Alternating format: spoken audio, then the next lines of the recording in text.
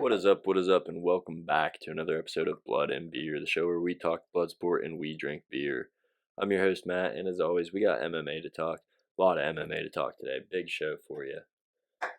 But we're going to get started off with, on a sad note, yesterday, November 13th, Anthony Rumble Johnson passed away from complications to non-Hodgkin's lymphoma.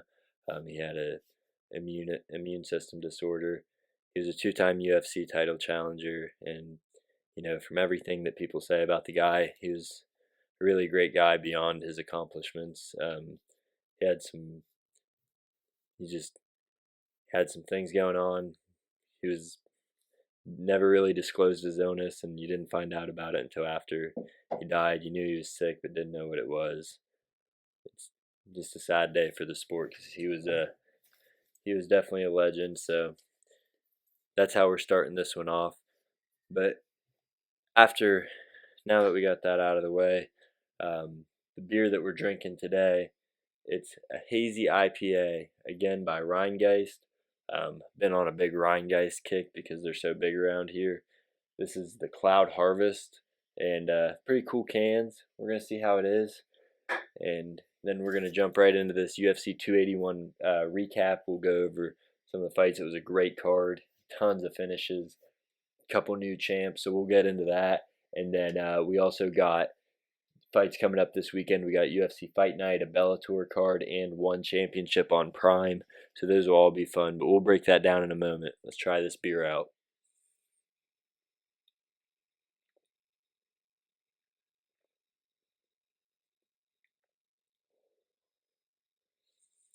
That's yummy. It's got like a brightish color to it. Yellow, I don't know. It's really good though.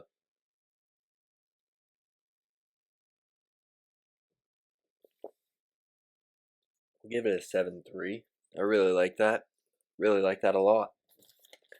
Alright, but jumping right into the fights, we'll start off with some of the prelims that were super exciting on this UFC pay-per-view this weekend. You know, fights card starts off Carlos Ulberg versus Nikolai Negamoriano, and Ulberg goes out, takes absolutely no damage, and he's just kind of feeling it out, throws a jab and then a check left hook, and it just drops Negamoriano, finishes the fight like 2 minutes into that fight. Good way to kick things off. And then following that, we had Michael Triziano versus Sungwoo Choi, and this was all action from the get. These guys come out and they both throw left hooks, both land, both fall same time, get up same time. So that was sweet. And then they continue the action. They're just going at it. Triziano gets Sungwoo Choi hurt and wobbled. Choi gets Triziano hurt pretty bad at one point. In the end, it's Triziano that lands the shot that drops Choi. I believe it was a straight right, just drops him, and then he just lays on the ground and pound and gets the finish in round one. There were 7 first-round finishes on the card, by the way, tying a UFC record, I think, for most first-round finishes on a card. In another first-round finish, we had Matt Frivola. He got a first-round knockout over Otman Azaitar. It was a beautiful left hook straight to the jaw, put him out cold. That was Azaitar's first loss, so that had to feel good for Frivola. And then another first round finish we had, Molly McCann took on Erin Blanchfield, and she really got dominated by Blanchfield. Blanchfield showed her class. She withstood the barrage that McCann tried to come out with, gets the takedown, puts her in a crucifix, and McCann just cannot get out. Erin Blanchfield's just slamming ground and pound, elbows, punches, just keeping her there for minutes. In the end, she secures a Kimura. Molly McCann, she's fighting through it, but I mean, you can tell it was hurting her bad. Erin Blanchfield gets the tap and the first round win. And she's going to be a serious problem at flyweight for the women. She's only 23 years old. She beat Molly McCann. She beat Miranda Maverick. And I think she's got, JJ Aldridge. She's got quite a few notable wins. And yeah, 23 years old is really young to be a fighter.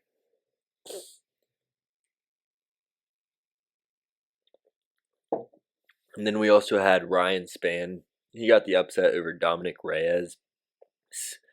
I mean, he just landed a really stiff jab. He turned the jab over like he was throwing a straight right, but it was with his lead hand. Sleeps Reyes just out cold.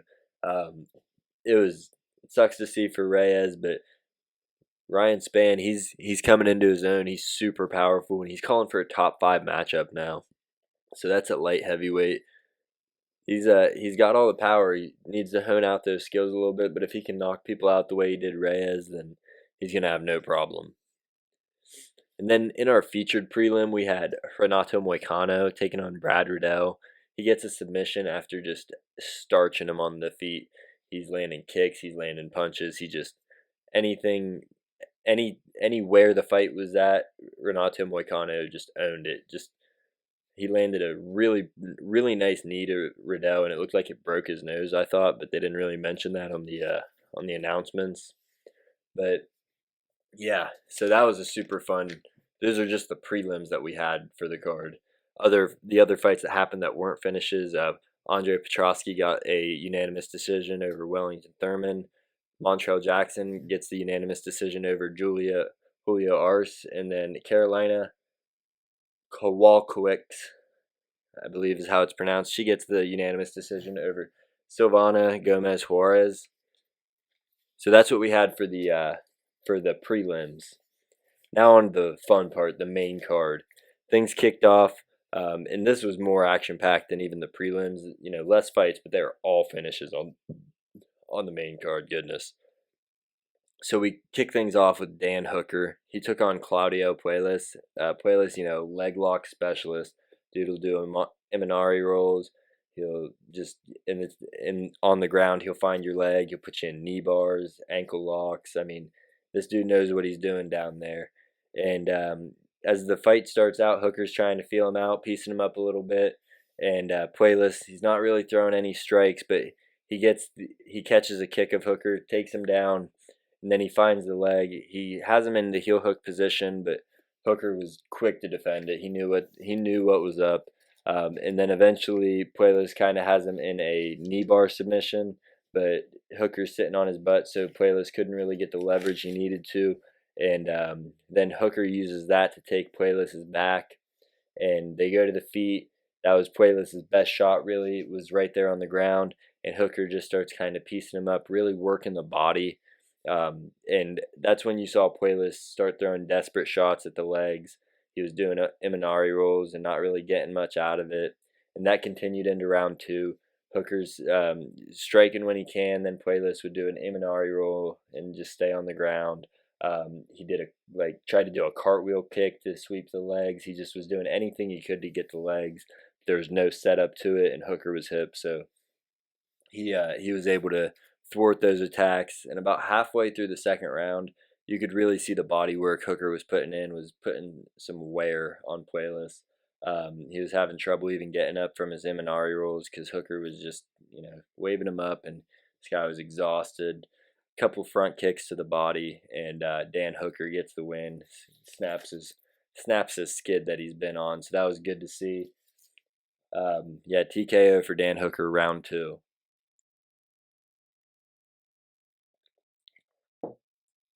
Next fight we had was Frankie Edgar's retirement fight. He took on Chris Gutierrez, and this fight, it really sucks for Frankie Edgar fans.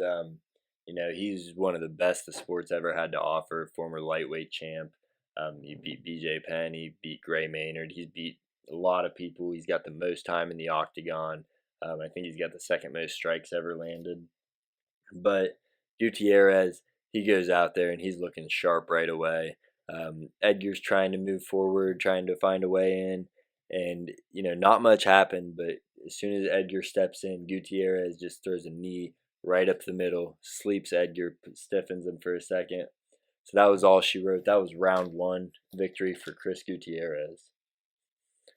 And then in the people's main event, we had Dustin Poirier. He took on Michael Chandler. This fight was fireworks. They start off, they're not feeling out at all. Chandler starts throwing bombs on Poirier. He has him hurt and up against the fence, and it looked like if he would have landed 1 or 2 more shots there, he really could have stopped the fight. Poirier kind of gets his wits after a takedown by Chandler, gets back to his feet, and starts working. Things slow down for a second, and then at the end of the round, Poirier really starts to find Chandler, has him super wobbled, and when the round ends, Chandler's face is just leaking blood, super fucked up. But Chandler's a warrior, so that doesn't stop him, and he looked like he was about to go out when the bell rang. But round two starts off, and Chandler comes right back, pressing the action, and like he wasn't hurt at all. He goes out there, gets the takedown, starts wailing some ground and pound on Poirier. Almost has a rear naked choke at one point, but he really just dominates round two on top of Poirier while his nose is just dripping blood, really pouring blood. It wasn't just a drip; it was steady waterfall of blood coming out of dude's nose for a minute. And then in round three, Chandler comes out again, gets the slam on Poirier, shoots the takedown, gets the slam, and then Poirier is able to reverse it because it happened a little quick. He takes Chandler's back, and Poirier he sinks in the rear naked. I think that's the first time Michael Chandler's ever been submitted. But then Dustin Poirier he gets the win in round three via submission, and then they had some words afterwards. They're still not cool. Poirier thinks Chandler's dirty, but I think he complains about just about everyone he fights when the fight's over. It seems like.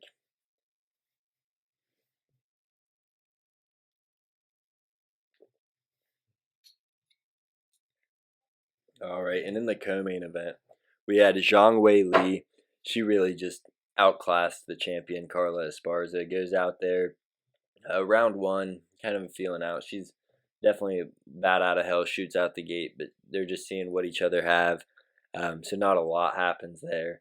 And then round two, Zhang Wei Li has Carla Esparza in kind of a reverse crucifix. So she has her in a crucifix, but on her back. And from there, she's got both arms locked up. She's able to put her arm around the neck and kind of do a modified rear naked choke. It was a super sweet submission, but total domination by Zhang Wei Li. So she's the new champion once again. We got a champion from China, and Zhang Wei Li. She might be the best. I think she is definitely the most well-rounded women's MMA fighter. But she might be the best women's MMA fighter right now, because not only is she well-rounded, but she's top level in every asset of the game. But on the main event, this is what people came to see: Israel Adesanya versus Alex Pereira. Like I said in the last episode and the one before that, these two fought twice before. Pereira took them both, once by decision, once by brutal knockout. Both were super close fights, but this fight starts out, and both guys had their moments in round one. Pereira looked like he was kind of piecing up the leg of Izzy, working the body real well. He looked like his jab was really causing Izzy some problems. And then at the end of the round, Izzy lands a real nice combo. Has Pereira super rocked. The last hook, it landed as the bell was going off, and it wobbled Pereira's legs. You could see him; they buckled. He was tilting like a bobblehead, but he survived. Goes on to round two, and then round two comes out, and Pereira is pushing the action. He gets him up against the cage. He's working the body, ripping body shots with punches and knees. He lands a nice elbow on the inside, and he's really just working Izzy, keeping him up against the fence, throwing real good strikes, landing his jab, landing kicks. And then at the end of the round to secure it, he gets a real nice takedown. Not something we expected from these two kickboxers. So I had it 1-1 going into the second round. Third round comes out, a little bit of striking, but then Izzy shoots for a takedown, and he holds him there most of the round. He gets some good ground and pound in parts. Pereira is eventually able to get back up, but not a lot of action in round three. Izzy took that one. Round four, it seemed like Pereira was gassed. He wasn't working a lot, and Izzy was starting to find his own. Not really piecing him up, but just kind of touch and move, and that's what he needed to do against Pereira. Round five, before the round starts, you got Glover Teixeira there talking to Alex Pereira in his corner, and he tells him, you got to knock him out. 5 minutes, you're going to be the champion, you got to knock him out. It was like a scene out of Rocky. So he goes out there, and he was, no matter how gassed he was, he knew there was nothing to save the gas tank for. So he goes out, walks Izzy down.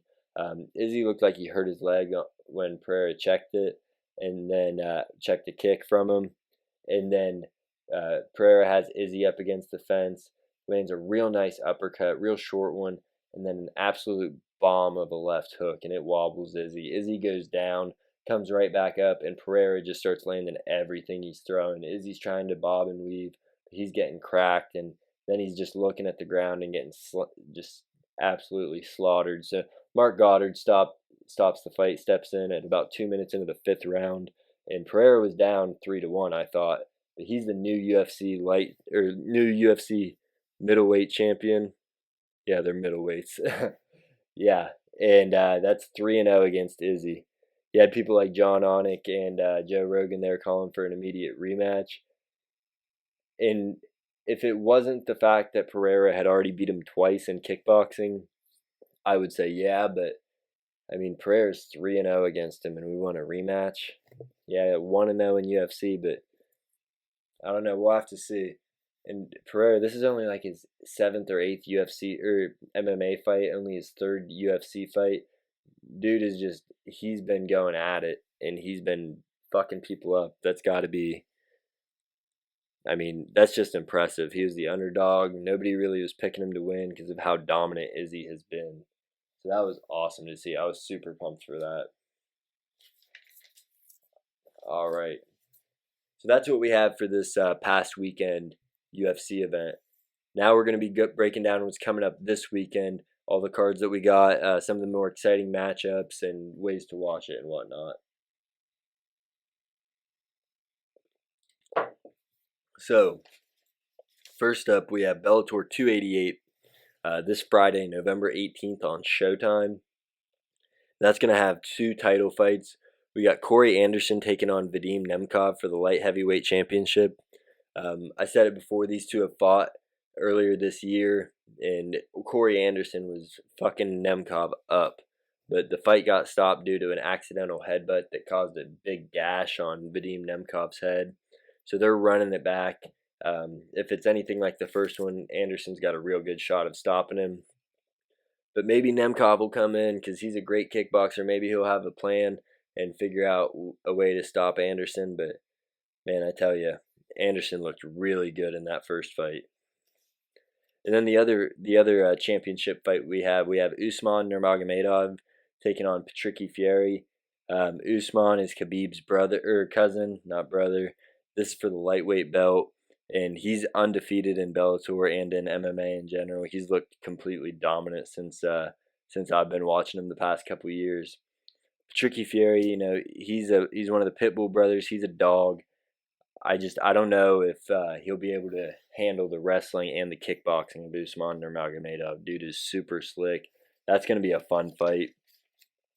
And then you got Tyrell Fortune. He's also fighting on the undercard of that. It's going to be a fun little card. Not a ton of names on it, but Bellator fights always seem to be interesting. You got a lot of people that just really want to be there.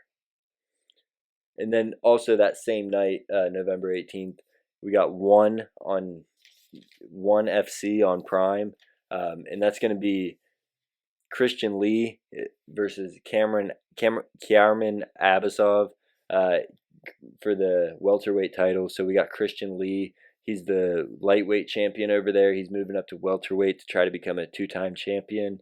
Cameron Abasov, he's been pretty dominant at welterweight. The only loss that he has recently was when he moved up to 185 to try to fight Reiner de Ritter. And he lost that fight, of course. But both these guys, top level. Christian Lee's been dominating one ever since he's joined it. I think he's only about 25 or 26 years old. Dude's a beast. So we'll have to wait and see what happens there. But that's going to be a fun fight. And the whole card's going to be awesome. It's also got Alexander Cosmos, who broke Sage Northcutt's face in his last fight, or in one of his more recent fights. He's fighting Muay Thai. And then you got Bibiano Fernandez fighting. He's former bantamweight champ over there. We got Rod Tang. He's on the card in a Muay Thai fight as well. And Danielle Kelly, she's the number one grappler, submission grappler in the world for women's right now, and she's in a submission grappling match. So that one's going to be awesome as well. And then on Saturday, November 19th on ESPN Plus, we have UFC Fight Night. We got the return of Derek Lewis. He's taking on Sergey Spivak, and that fight, it's going to go one of two ways. Spivak's either going to take him down and just ride it out, maybe get the stoppage with ground and pound or submission, or the other way it can go is Derek Lewis lands one fucking bomb to put his lights out. That's going to be interesting to see. Everything Derek Lewis does is interesting. Let me see what else we got on that. Here we go. Yeah, so the other fights we got on there, Jan Kutabella, he's taking on Kennedy Nchekwa, and that's going to be a fun one as well. Nchekwa's got super heavy hands. He's a patient boxer, and you got Ion Kutabella, who's a guy that's just shot out of a cannon like a Tasmanian devil, comes out super high energy. So that's going to be a fun fight. And there's a bunch of other fights on that card as well. Not a ton of names, but it'll be a fun one to watch. Um, that again, that's this Saturday on ESPN Plus. Derek Lewis, all his fights are fun, whether he's getting knocked out or he's doing the knockouts. But that's all we got for you today. Sorry if I seem like I'm rushed or I'm distracted. I'm having a baby tomorrow. We're going in at 5 a.m. So I wanted to get this out. I didn't have a chance to do it Sunday because of work, but thank you for tuning in. This is Matt with Blood and Beer, and I'll see you next week.